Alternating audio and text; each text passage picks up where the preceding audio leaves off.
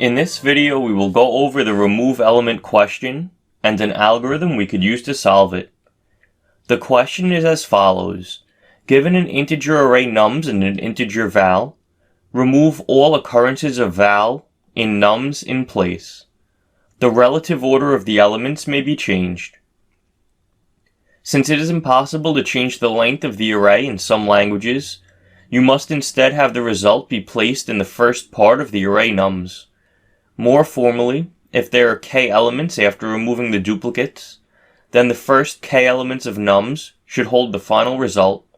It does not matter what you leave beyond the first k elements. Return k after placing the final result in the first k slots of nums. Do not allocate extra space for another array.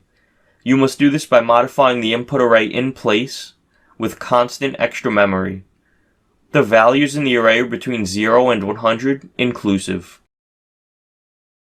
Here's the algorithm I'm thinking of using to solve this question. We'll start out creating a count that gets initialized to the size of the given array. Since the numbers in the array are between the values 0 and 100, we can iterate over each int in the array, and if it equals the specified value passed into the remove element function, we can set it to 101. Then we will need to sort the array in place.